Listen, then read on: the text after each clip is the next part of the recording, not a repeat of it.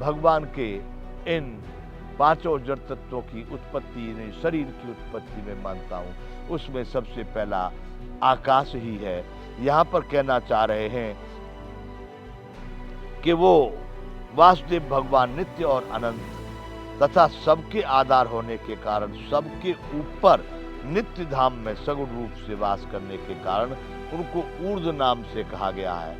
ऊर्ध मूल मदः शाख मत्स्यत्वम प्राहुर्व्ययम्।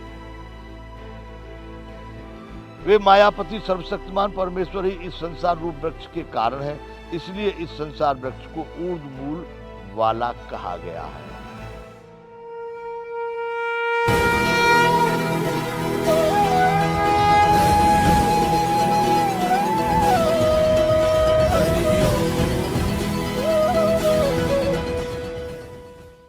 जय विश्ववंत।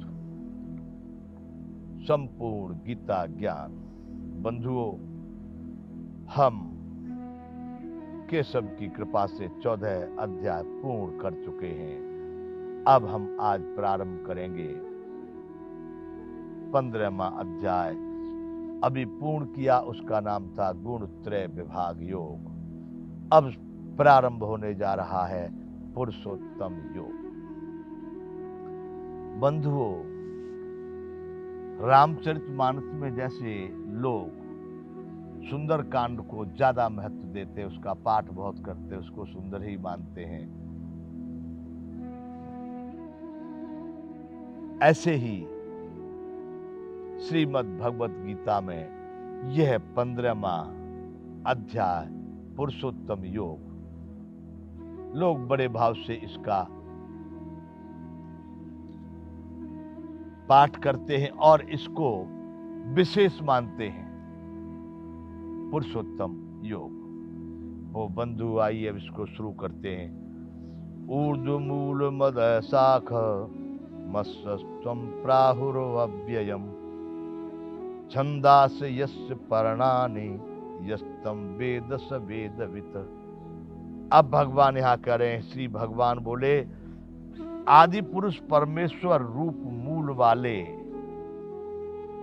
और ब्रह्म रूप मुख्य शाखा वाले जिस संसार रूप पीपल के वृक्ष को अविनाशी कहते हैं तथा वेद जिसके पत्ते हैं कहे गए हैं, उस संसार रूप वृक्ष को जो पुरुष मूल सहित तत्व से जानता है, वह वेद के तात्पर्य को जानने वाला है। भगवान कह रहे हैं कि जो पुरुष इस संसार रूप पीपल का वृक्ष कहा है, इसको पीपल के वृक्ष को जानता है, वह वेद के तत्व को, तात्पर्य को, वेद क्या है, वेद क्या कहना चाहते हैं, उस बात को जान लेता है जो इस संसार रूप पीपल के वृक्ष को सही ढंग से समझ लेवे। अब यहां कह रहे हैं कि ऊर्ध्व मूल मध्य शाख शाखमस्तम प्राहुर्व्ययम्। आदि पुरुष नारायण वासुदेव भगवान, इसमें जो टिप्पणी दी गई है, नित्य और अनंत तथा सबके आधार होने के कारण और सबके ऊपर नित्य धाम। बंधु, ये मैं नहीं कह रहा, यह श्रीमद् भगवत गीता में दिया है। सबके ऊपर नित्य धाम सगुण रूप में वास करने के कारण ऊर्ध्व नाम से कहे गए हैं। यहां मैं आपको बताऊं, यूं तो बहुत लंबी कथा हो जाएगी, लेकिन हमारे भी इस शरीर में तलवा से लेकर के तलुआ तक परमात्मा का स्थान ऊपर ही उन पांचों इंद्रियों के समन्वय के जगह पर, तृप्ति पर ही बताया जाता है। वैसे ही परम पद भगवान के इन पांचों जड़ तत्वों की उत्पत्ति, यानी शरीर की उत्पत्ति में मानता हूं, उसमें सबसे पहला आकाश ही है। यहां पर कहना चाह रहे हैं कि वो वासुदेव भगवान नित्य और अनंत तथा सबके आधार होने के कारण, सबके ऊपर नित्य धाम में सगुण रूप से वास करने के कारण उनको ऊर्ध्व नाम से कहा गया है। ऊर्ध्व मूल मदः शाख मत्स्यत्वम प्राहुर्व्ययम्। वे मायापति सर्वशक्तिमान परमेश्वर ही इस संसार रूप वृक्ष के कारण है, इसलिए इस संसार वृक्ष को ऊर्ध्व मूल वाला कहा गया है। ऊर्ध्व मूल, ऊपर की जड़ों वाला। ऊर्ध्व तो ऊपर को कह रहे हैं, मूल कहते हैं जड़ को। ऊर्ध्व मूल वाला इस संसार के वृक्ष को कहा गया है, क्योंकि परमात्मा का निवास इस सृष्टि में सर्वोपरि है। मैं यूं मानता हूं आकाश में है कि पाताल में है, लेकिन सर्वोपरि स्थान उस परम ब्रह्म परमात्मा का है। इसलिए उस वासुदेव भगवान को नित्य और अनंत सबके आधार होने के कारण उनको सर्वोपरि स्थान दिया जाता है। इसलिए यहाँ इस संसार रूप पीपल वृक्ष को ऊर्ध्व मूल कहा गया है। दूसरा कहते हैं छंदास्य प्रणानी यस्सम वेदस वेदवित्, उस आदि पुरुष परमेश्वर से उत्पत्ति वाला होने के कारण तथा नित्य धाम से नीचे ब्रह्मलोक में वास करने के कारण हिरण्यगर्भ रूप ब्रह्मा को परमेश्वर की अपेक्षा अधः ऊर्ध्व मूल मध्य शाखा, शाखा अधः नीचे है उससे। ऐसा कहा गया है क्योंकि ब्रह्मा जी उसी परम ब्रह्म परमात्मा से ही उत्पन्न है, जो संपूर्ण ब्रह्मांड की रचना का कार्य करते हैं। इसलिए परमेश्वर की अपेक्षा अधः कहा गया है, और वही इस संसार का विस्तार करने वाला होने से इसकी मुख्य शाखा है। इसलिए इस संसार वृक्ष को अधः शाखा वाला कहा गया है। ऊर्ध्व मूल, जड़ ऊंची और शाखाएं नीचे, विचित्र संयोग है। ऊर्ध्व मूल मध्य शाखा, जड़ ऊंचाई में है और शाखाएं नीचाई में है। मत्स्यत्वम प्राहुर्मव्ययम्, इस पीपल के वृक्ष को, इस वृक्ष का मूल कारण परमात्मा अविनाशी है तथा अनादिकाल से इसकी परंपरा चली आती, इसलिए इस संसार वृक्ष को अविनाशी कहते हैं। जिस संसार रूप पीपल वृक्ष को अविनाशी कहते हैं। छंदास यस्य पर्णानि, तथा वेद जिसके पत्ते कहे गए हैं।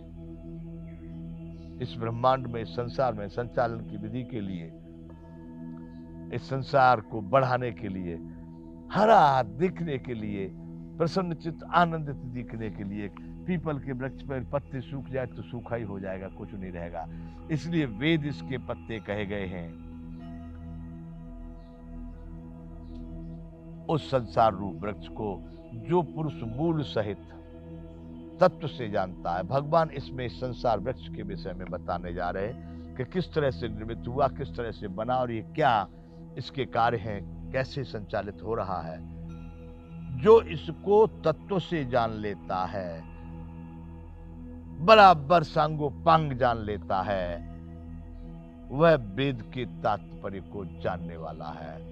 भगवान कह रहे हैं वह व्यक्ति जो इस संसार रूप पीपल के वृक्ष को तत्व से जान लेता है, वह व्यक्ति वेदों का भी ज्ञाता हो जाता है।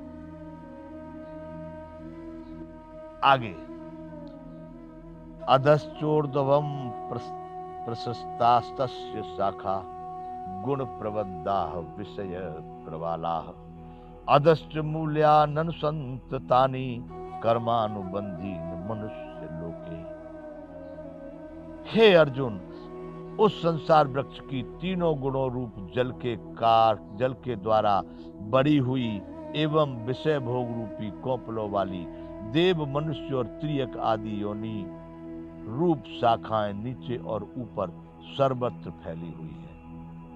देखिए त्रियक, अब यहां पर त्रियक देव योनि, मानव योनि और मानव योनियों में स्त्री त्रियक, तीसरी हो सकता है कि इन सभी वनस्पति इत्यादि को कहते त्रियक कहा गया है। अहमता, ममता और वासना रूप जड़ें भी नीचे और ऊपर सभी लोगों में फैली हुई है।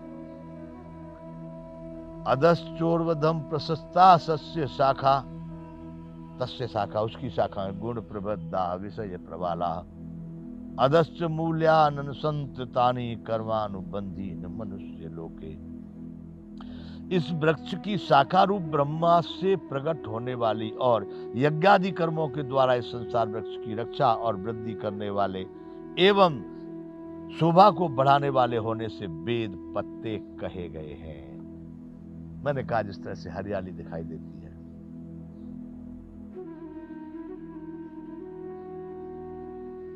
भगवान की योग माया से उत्पन्न हुआ संसार क्षणभंग और नाशवान और दुख रूप है।